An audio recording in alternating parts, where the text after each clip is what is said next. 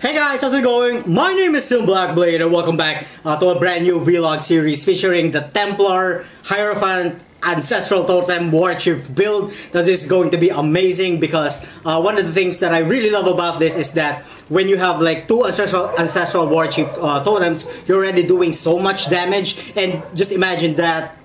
Imagine 4 totems, or if you have the Tokuhomas, that's going to be 5 totems if you guys can afford that, but I can't, so we can only have like 4 totems with this build. But with that being said, let's get into the build proper. Of course, we are going to be taking the Heirophant for this build, taking the Pursuit of Faith, the Ritual, and the Ritual of the Awakening. Now, this is where I'm kind of split. I did take the Conviction of Power. I know that we're not going to get any benefit from the power charges, simply because that this is not a crit build, and we are going to take the Resolute technique. So yeah, the only reason why I really wanted that is for the free endurance charges, because my plan is by the end of the build, we'll get all of the endurance charges, and you know it's really easy to basically get our endurance charges up just by summoning totems. But that's just me. Else, you can also go with Illuminated Devotion and Arcane Blessing, I guess. But the only advantage that you can take from this is, you know, we're not doing spell damage, is the 25% increased area of effect when we have Arcane Surge.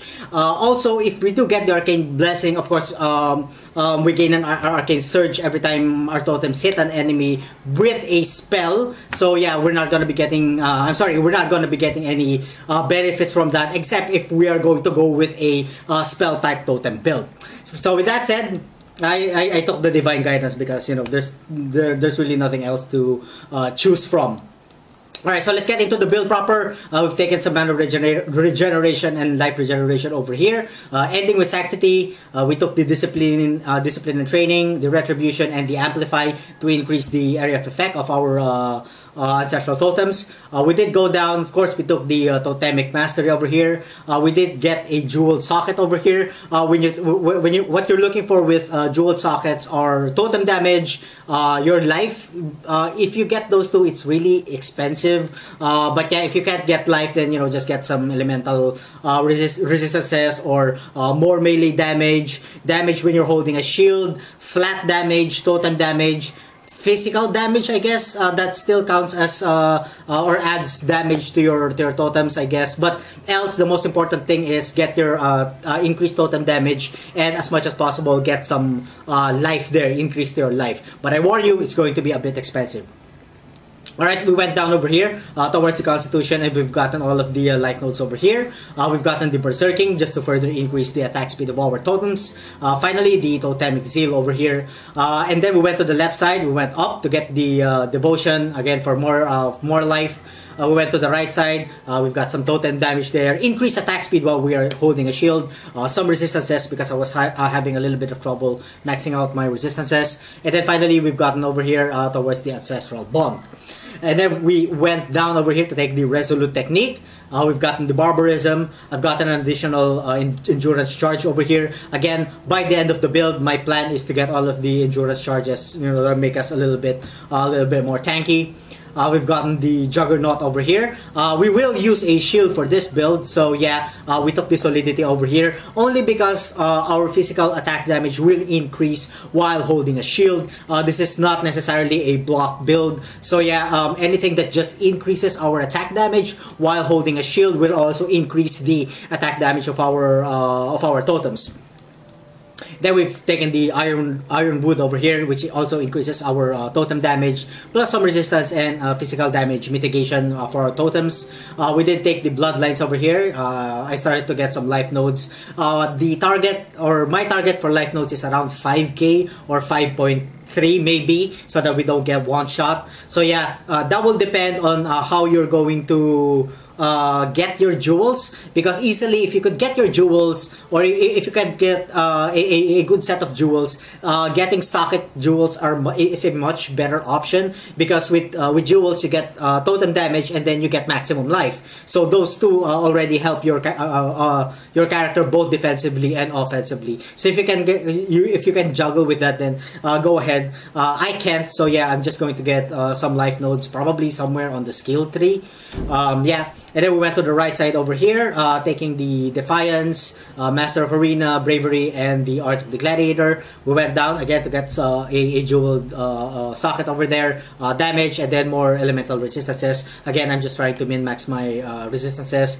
The Golem's Blood, and then finally the Retaliation. We get that 24% increased attack damage while we are holding a shield, which applies to our totems.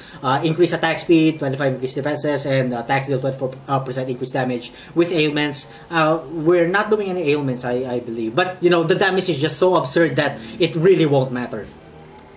Alright, so we are at... what did I press? Did I just press X? I am so sorry. Hold on. Let's just resummon our totems because we get a good mana regeneration there. Yeah, okay, there we go. Alright, so the build is... we're still at level 85. Again, I do apologize. I started from scratch, so the leveling process was a bit tasking. You could probably push this to around level 90, 91, 92. It really depends on how you want to grind it. But yeah, you can focus on getting more life. You can also focus on getting more jeweled sockets over there. Everything is easy to get. If you are going with the jeweled sockets, which I highly suggest, again, get that 7% increased maximum life for your character, and then that 16% increased totem damage, plus some attack speed and maybe some flat increase in your damage, which could, you know, really help a lot when it comes to the overall DPS of the Ancestral Warchief totem. Alright, so that's about it, I guess. So let's get into our gear. This is going to be an unarmed totem build. So we are going to be using the Facebreaker. With the Facebreaker, as much as possible, get at least 750% more physical damage attribute in there. If you could get it to 790%, which gets a bit expensive, as the percentage almost gets into perfection, the price also of course goes up. So yeah, even 750 or even 700 just to start is really cheap right now. Next, we are going to be using the Abyssus. Again, this gives a huge flat physical damage. As you can see, it's 40 to 60. That's a huge physical damage when it comes to our the Ancestral Warchief totem overall damage. The shield will be the Great Old One Sword. Again, this increases our damage a lot because it gives a flat 8 to 20 over there. For our belt, I highly suggest the Meginord's Girdle for the additional 10 to 20 physical flat damage. Again, that's going to be a huge addition to the overall DPS of the totem. Plus, we get that sweet 10% increase maximum life. For our boots, I got this one because, again, I was having a little bit of trouble with my resistances. But if you can get a Redblade Tramplers over there, because the additional physical damage, again, will further bump your damage into probably by this time to around 100k without the flasks or without any buffs. So yeah, if you can, definitely use the Redblade Tramplers. For our amulet, you're looking again, if you can, you know, add some physical damage mod into their life and resistance will be good too. For our rings, there are only one set of ring, or one type of ring that I would highly suggest, which is the steel ring.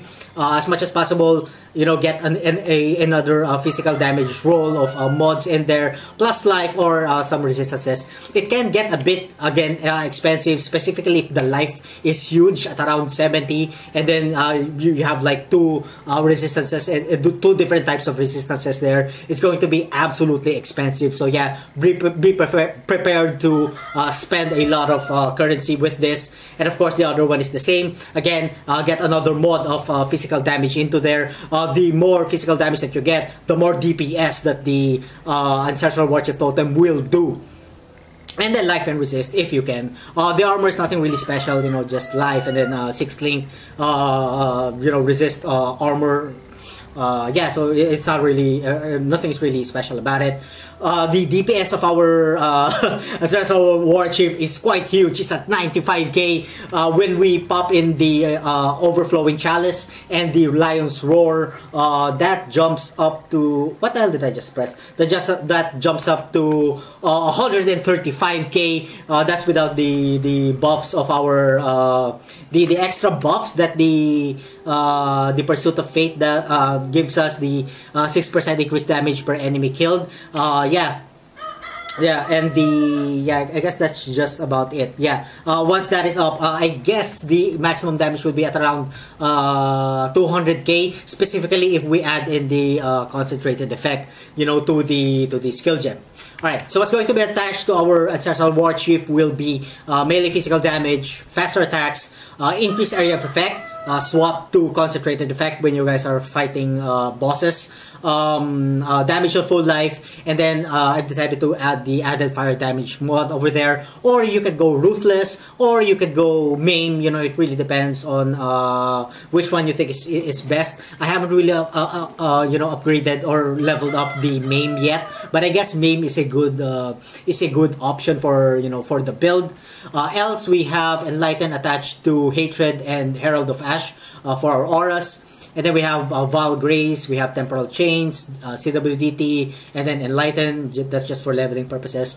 And then we have another Val Haste. No, this is Val Grace, and this is Val Haste. Yeah, sorry. And then that's attached to increased duration, Immortal Call, and CWDT. Finally, we have Summon Flame Golem, Shield Charge for movement, Fortify, and then we have faster attacks.